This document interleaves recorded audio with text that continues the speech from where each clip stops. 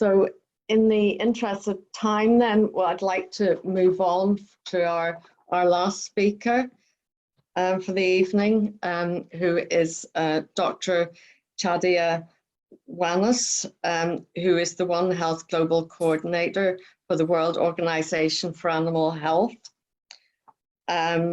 So Chadia, in her current role, supports the One Health initiatives, including on emerging and re-emerging endemic zoonotic diseases, AMR, food safety, and integrating the environment into the One Health approach to prevent and reduce the risks of the animal, human, and environment interfaces.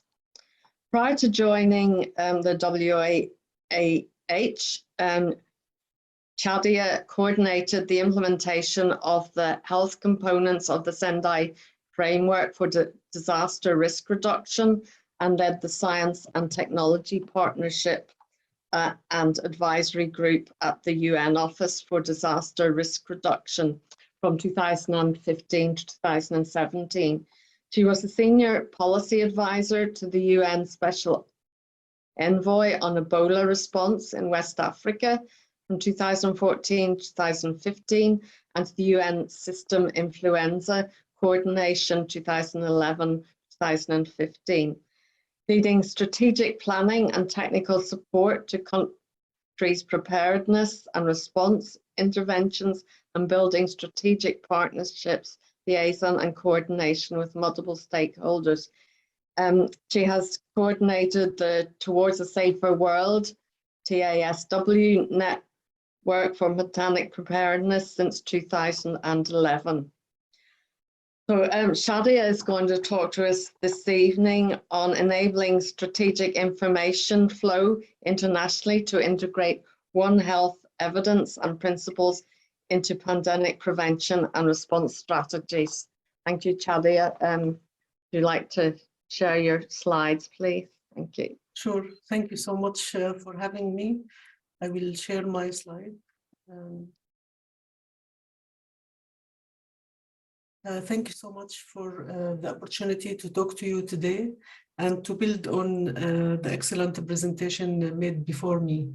I would like to reshare the One Health definition that Helen, I think she presented it.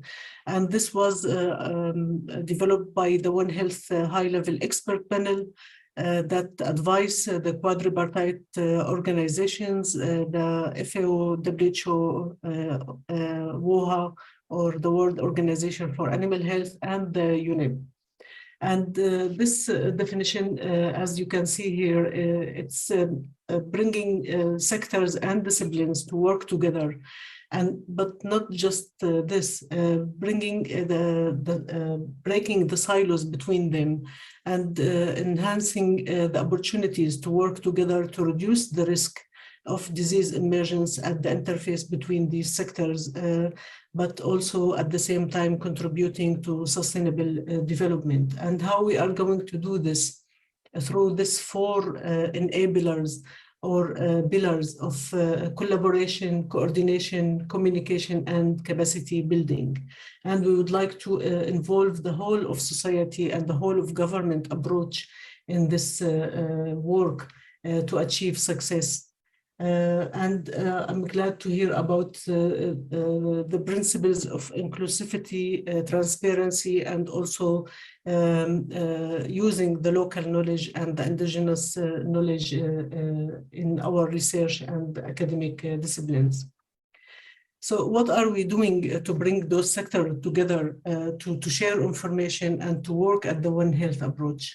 The first initiative I would like to share with you, it's about the One Health Joint Plan of Action that we developed together, the four organizations, and it will be finalized this month and then published and shared with the larger public. Why we came together and prepared this One Health action plan, it's because this is not new. As Professor Louise said, We have been working on the One Health since 2000, but this what happened in the pandemic COVID-19 re-enhanced this issue that we are not prepared enough. We are not working on prevention enough. So this shed light into the One Health approach again. So using this and using the increased commitment from politicians and policymakers, we came together to develop this One Health plan of action.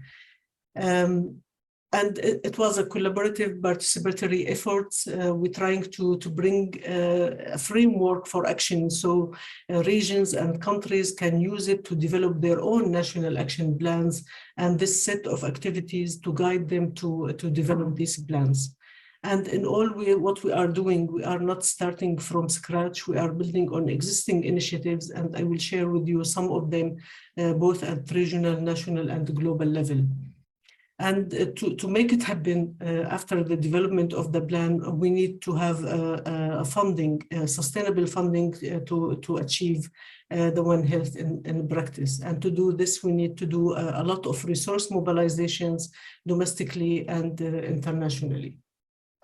So for this particular plan, we worked on theory of change, and I would like to highlight that the impact that we are trying to achieve through this plan is to have a better world, that it's better prepared to predict, to prevent, and to react to any future pandemics, and at the same time contributing to the sustainable development. We have some of the medium-term outcomes and long-term outcomes that goes with to achieve this impact. But I would like to highlight, for the sake of this focus of this webinar, on the pathways of change, how to achieve this change, how to reach this world.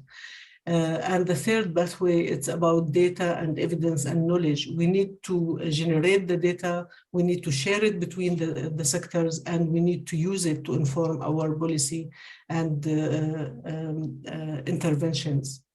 And for this comprehensive One Health joint plan of action, we have 6 action tracks.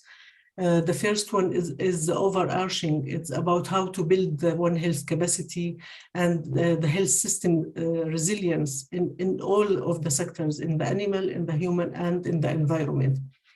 And then the second action track, it's about reducing the risk of pandemics and epidemics.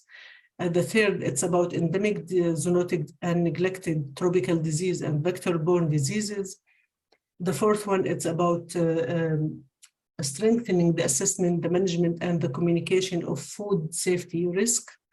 And the fifth one, it's about reducing the silent pandemic of AMR. And finally, the last but not the least, it's about integrating the environment into our work on One Health, which was the missing part of the work on One Health before. Just to give you an example from Action Track 2 on the science, we identified the 3 objectives that we would like to achieve. The first one is to understand the drivers of emergence, of spillover, of spread of zoonotic disease, and after that, to identify and prioritize the targeted intervention to reduce the risk of them, to prevent them, to work on the upstream prevention, like the drivers that my colleagues highlighted: climate change, land use change, bad intensive livestock farming, and so on. And then to support the national authorities and the regional and global level to work together to enhance the surveillance, the early warning, and the response system for these interventions. And we highlighted here a few actions that we have to do. It's about the One Health surveillance, about predicting the risk factors, identifying the hot zones, although it's biased, as my colleague said, because it depends on the surveillance. But at least it gives us indications where to start, where are the critical entry points for us. And then from there to have the progressive risk management and control, And for that, we need some innovations and the new technologies to help us with the prediction and the surveillance. And as I said, we are building on existing initiatives. The first one of them, it's about the One Health high-level expert panel. One of the thematic areas they are working on, it's about designing the One Health surveillance system. What are the tiers, what are the functionality of this system, and what are the critical issues of ethics, social determinants, environmental determinants that has to go with it. And we have also the tripartite zoonotic guides, and we have some operational tools to help countries implement this guide. And one of them, it's about information sharing and surveillance system. Of course, you heard about the WHO One Health Intelligence Hub that's based in Berlin, and we are hoping that One Health will be the foundation for this work in the future. And we heard about the One Health Intelligence Scoping Study that's supported by the UK as the president of the G7. And I will go into details about this study and how important it is for for generating and sharing information.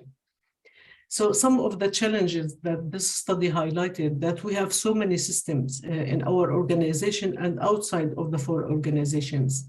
There's no shortage of systems to collect data, but the problem is the interoperability between these systems, and how to integrate the data from the different disciplines and sectors, and how to have common standards on how to use the data to inform policy making. But we have opportunities to improve the systems and to have better early warning and risk assessment. So these initiatives try to identify these opportunities to improve the technical harmonization between the systems, but also how to prioritize the data that goes into them. And we are hoping that this work will help us to enhance the real-time risk assessment for new and ongoing events. The other action track that I would like to highlight to you is about the integration of environment into One Health. And our objective is, of course, to protect and restore the biodiversity, prevent the degradation of our natural resources and the wider environment, so to promote the health of all living creatures on the planet. We see this as underpinning our sustainable development world.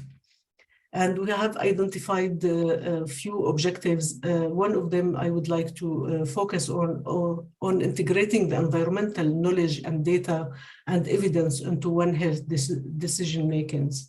And in the plan, we listed some of the activities and the deliverables that we want to work together with the countries, with the regions to help this integration of the environmental data. Just to, I highlighted or make it bold so you can see it.